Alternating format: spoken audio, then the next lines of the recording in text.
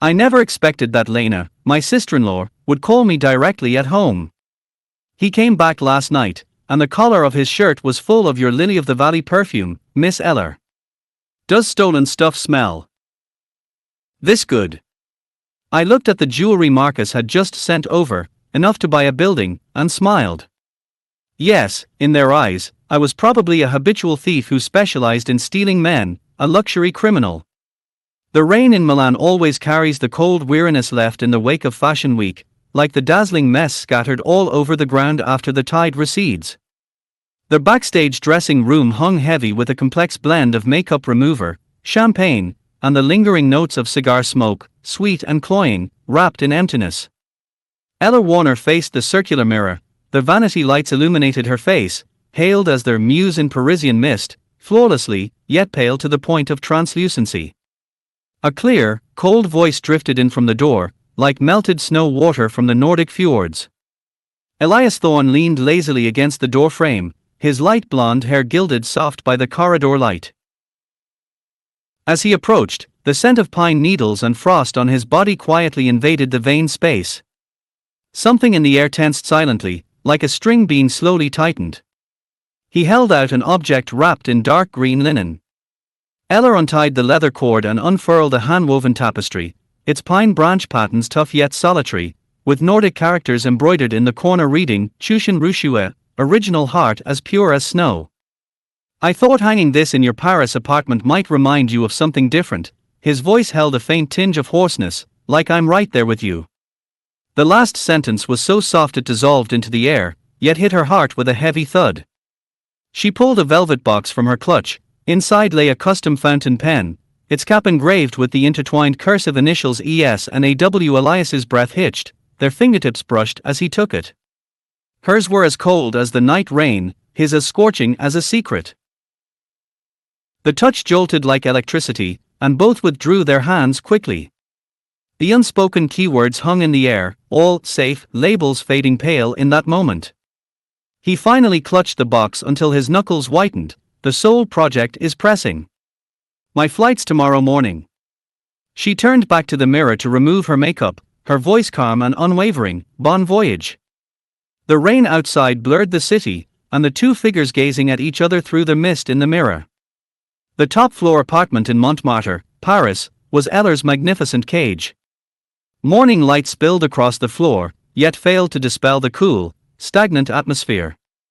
The air was an odd mixture. The sharp woody scent of the pine tapestry on the wall, the sweet richness of lily-of-the-valley perfume on the vanity, and the silent aroma of child star scripts in the old wooden box. She sat on the carpet, knees drawn to her chest, leaning against the wall. Unconsciously, she picked at the edge of the tapestry until her fingertips reddened. Lena's tearful call last night had pierced the calm like an ice needle. Your perfume is on his shirt collar. Why do you treat others' sincerity like a game? All explanations sounded pale and ridiculous in the face of his and my home. Tears fell onto the carpet, leaving dark stains, not the elegant tears in mist from camera lenses, just messy dampness. Her phone lit up with a photo Elias had sent, a fjord sunrise, pure blue like a deep sea she could never swim across. The caption was just, "Good morning." He never spoke of love, only warmed her heart with distant greetings, day after day. The fingerprint lock clicked softly. She hastily wiped her tears, adjusted her expression, and plastered on her habitually perfect smile. Marcus Reinhard walked in, his well-tailored suit outlining an air of authority. His gaze fixed sharply on her face. Didn't sleep well? Your eye circles are heavy. She lowered her lashes to avoid his scrutiny. I was reading a script. As he drew near, the strong scent of cigar mixed with cologne overwhelmed the cold pine fragrance. Noticing the tapestry in her arms, his eyes darkened slightly before shifting to her bare neck. A gift from Milan. He pulled out a pearl grey silk scarf, its pearls glowing gently. Raise your hand. He stepped behind her to tie it, his movements crisp and non-negotiable. The pearls brushed her skin, bringing a cool sense of restraint.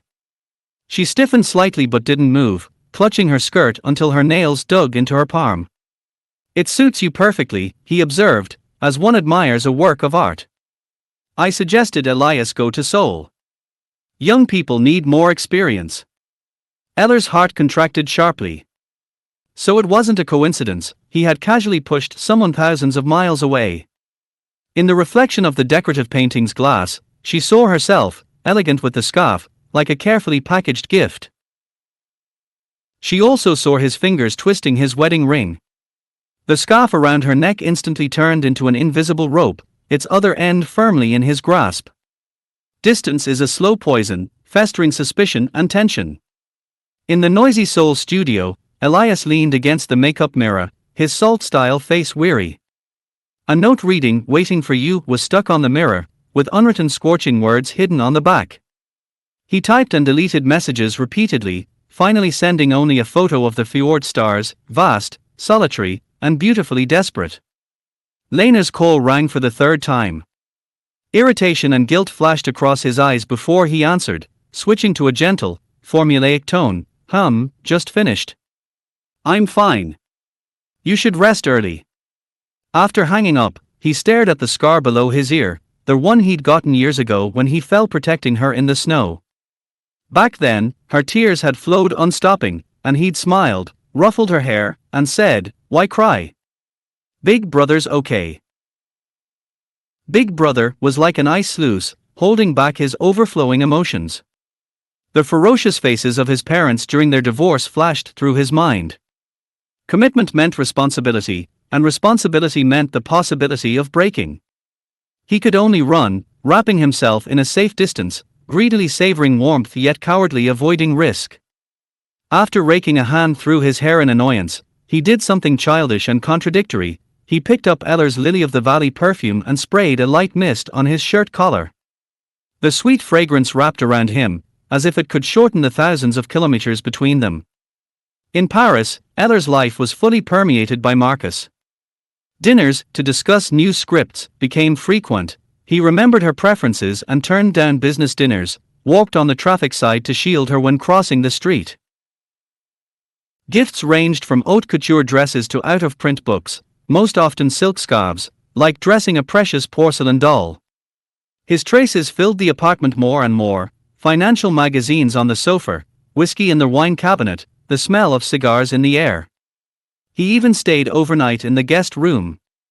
His very presence was a silent declaration of occupation. She was like a frog in warm water, uncomfortable yet clinging to false security. At least his need for her was clear and strong, suiting her deep-seated fear that only being needed gives value. She helped him revise speeches, choose ties, and pour black tea. He looked at her docile and compliant figure with satisfaction, yet twisted his wedding ring more and more frequently. Nicholas King, whom Marcus had instructed to approach her, appeared at the right moment. Young, handsome, energetic, and ambitious, he spoke wittily and had excellent taste. Sunlight filtered through white gauze in the studio, mingling with the scents of coffee and fabric. They talked animatedly about design and art, his eyes undisguisedly admiring and eager. Eller hadn't met a man she could talk to so easily in a long time. Elias was too far away, Marcus too oppressive. This fresh breeze ruffled the stagnant water of her emotions, allowing her to indulge in the illusion of a faint waver. Sofia Bertoli's lens accurately captured the two walking into the apartment side by side. At the new drama's screenwriting meeting, Camilla Rossi expounded on the emotional boundary. Scenes like a sharp scalpel, especially for those who have never been loved unconditionally. Being needed is a fatal temptation, even if it's twisted and chained. Every word pierced Eller's most vulnerable spot. Her mother forcing her to sign contracts as a child, instructions to smile forever in front of the camera, Elias's hot and cold distance, Marcus's step-by-step manipulation. All woven into a net that choked her. If everyone wants me to be perfect, obedient, and meet their expectations. She suddenly spoke, her voice hoarse and trembling. Where is the real me? Where should the one who cries, fears, and makes mistakes go? She froze after speaking, her pent-up emotions bursting through her perfect mask. Tears poured out, not acting, but total collapse. She covered her face, shoulders shaking with sobs. The meeting room fell silent, only Camilla looked at her, her sharp gaze softening into compassion. Paris weather in April was fickle, clear skies turned grey and foggy in an instant. The Stardust Observer dropped a bombshell: photos of Marcus and Ella on the apartment balcony, their posture intimate and private, far beyond work partners. Public opinion erupted, and their perfect muse showed her first crack. Marcus issued a tough statement denouncing the paparazzi's malice, and privately sought out Ella. The apartment was stifling, with fog blurring the light spots outside the window. He paced anxiously, shoving a velvet box at her. "Open it." A huge diamond ring glinted coldly, stinging her eyes. "Take it. When the storm passes, I'll give you a title." The light hurt her eyes, she felt no warmth. Her silence and hesitation enraged him. He grabbed her wrist hard, leaving red marks. "Don't you want it? What haven't I done for you? The best resources, even." She heard the unspoken words clearly. She pulled her hand back, lowering her head so her hair covered her face. Subconsciously, she touched her phone, lighting up the fjord starry sky Elias had sent. On one side was the cold light of diamonds, tangible and controlling; on the other, a man too far away to say love, and her own delusions. She remained silent for a long time, then closed the box and set it on the coffee table. "I need time. I can't think about this now." Marcus's face darkened suddenly, his jaw tightening as he twisted his wedding ring rapidly. Uncontrolled anger loomed like dark clouds. "Time," he sneered, stepping closer until his shadow engulfed her. "Reporters are like sharks smelling blood.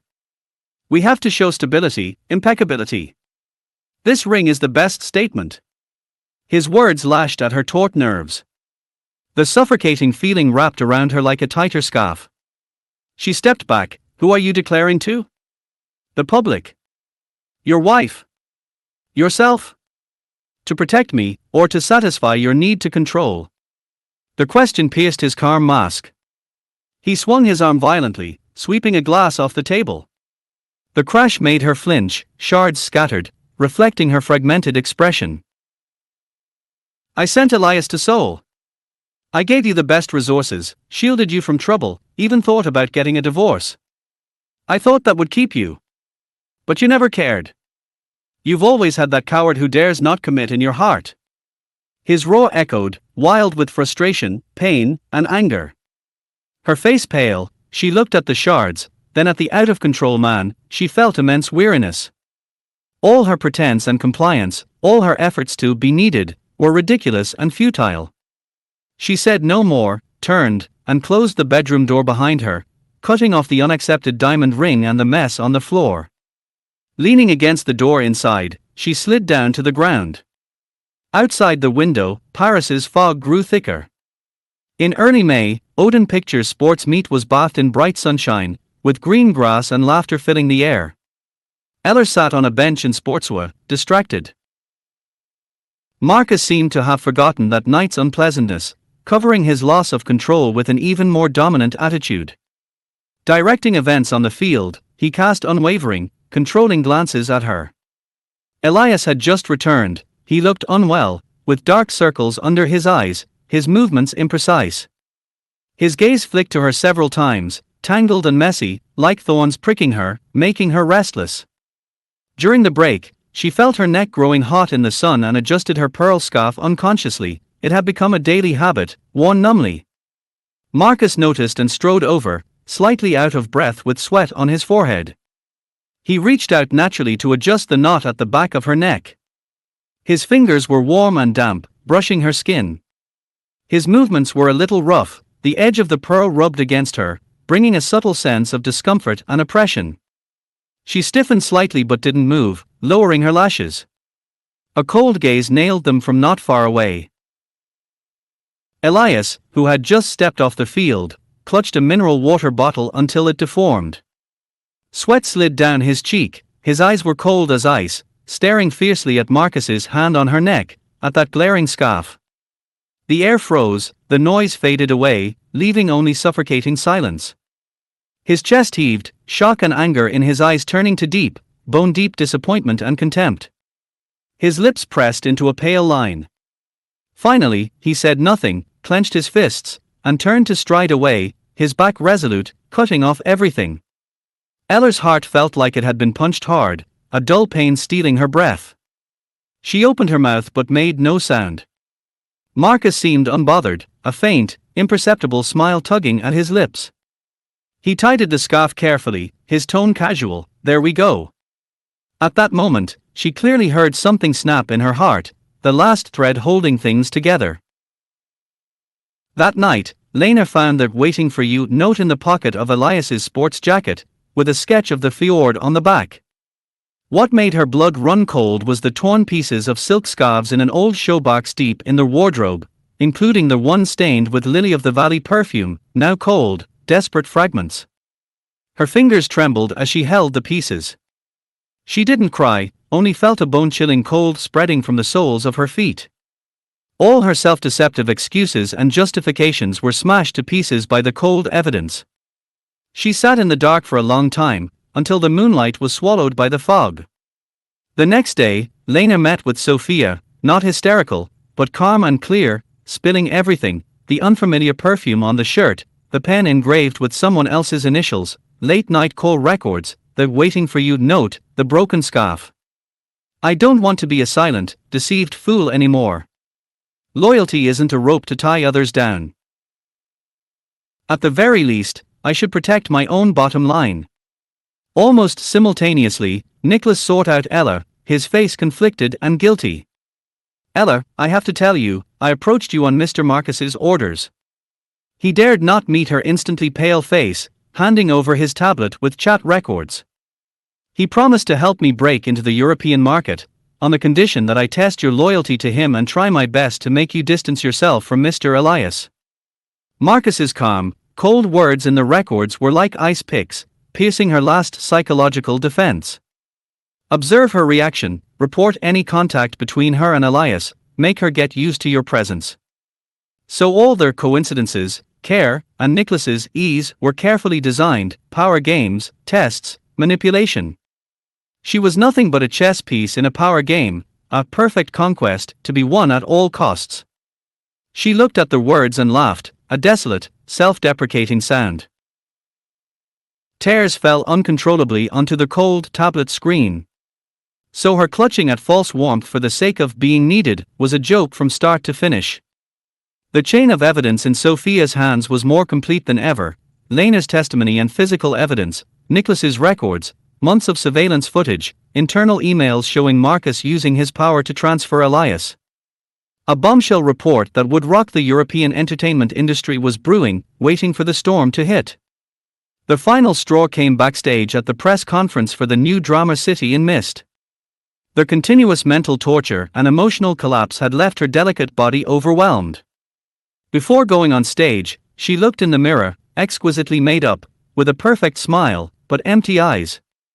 Their muse suddenly felt dizzy, their world went black, and she collapsed softly.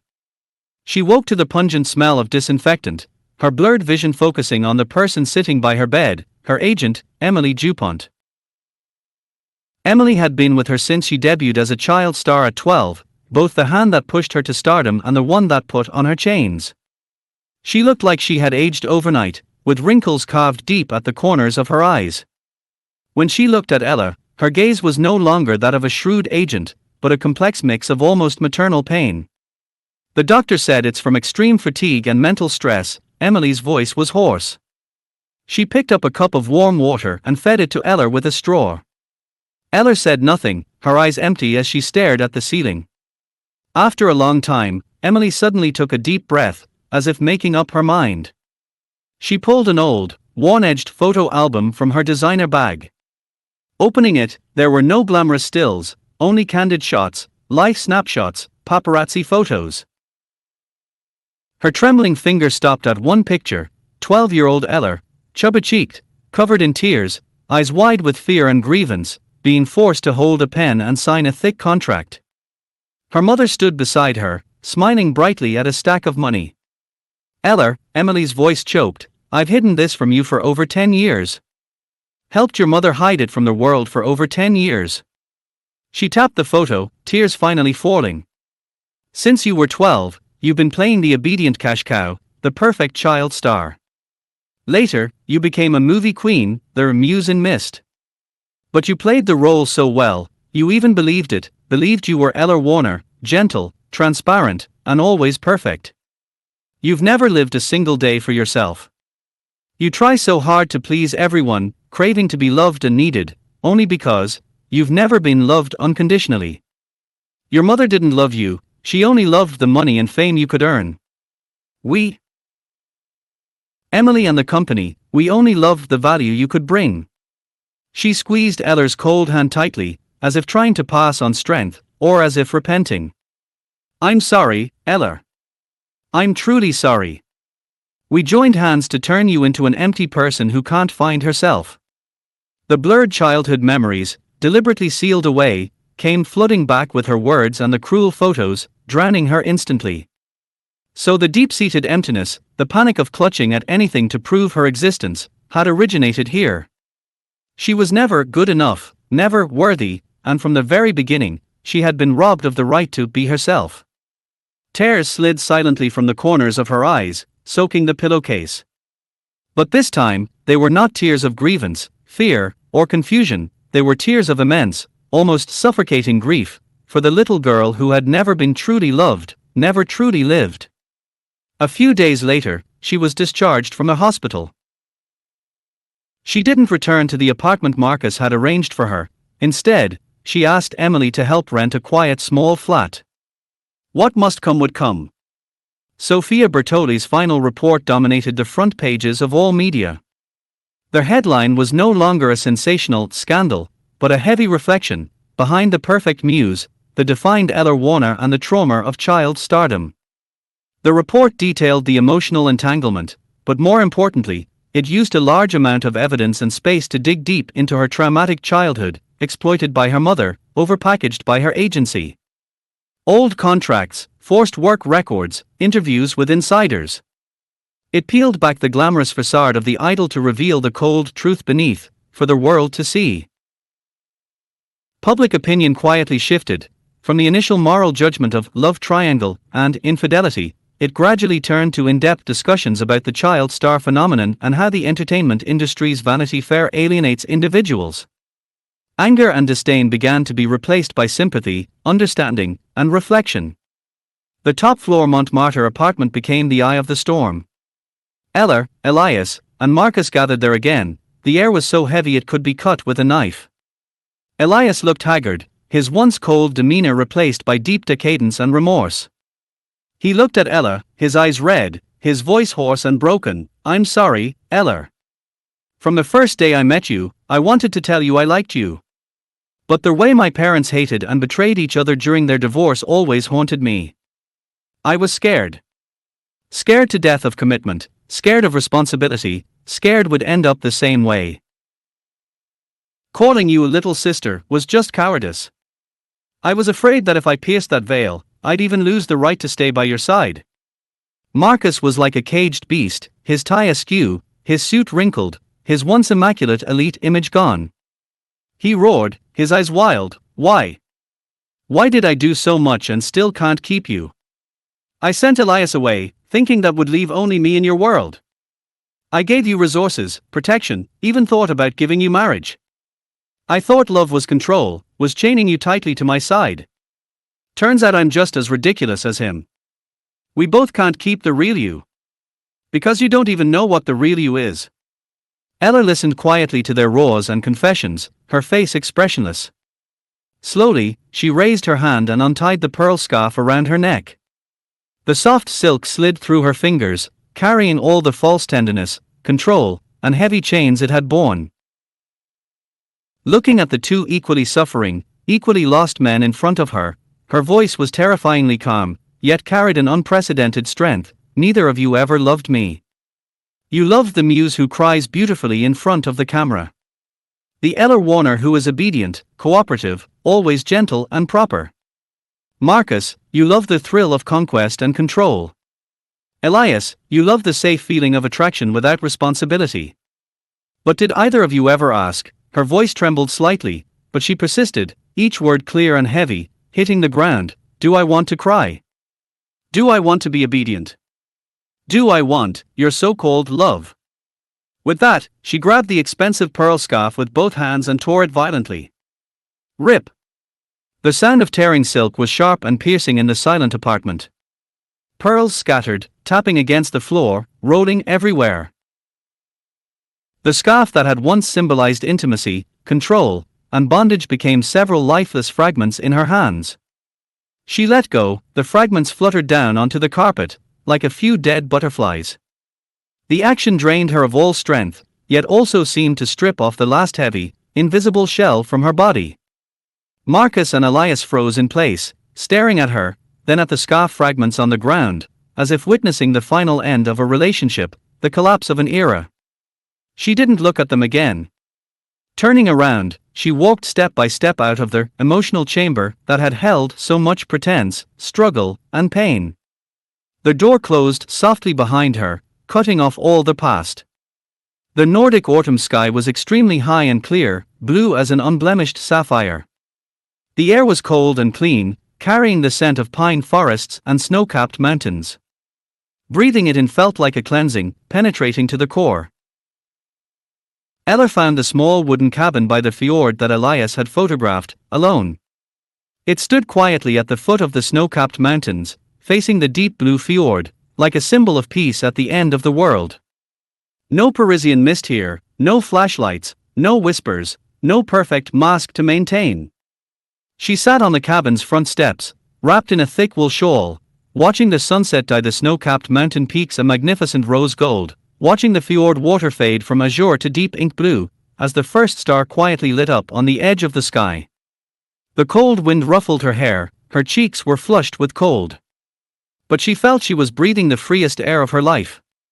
She pulled the fountain pen engraved with ES and AW from her bag, the cold metal body reflected warm light in the sunset. Then she took out a brand new notebook and opened it to the first page, its paper white and smelling of wood.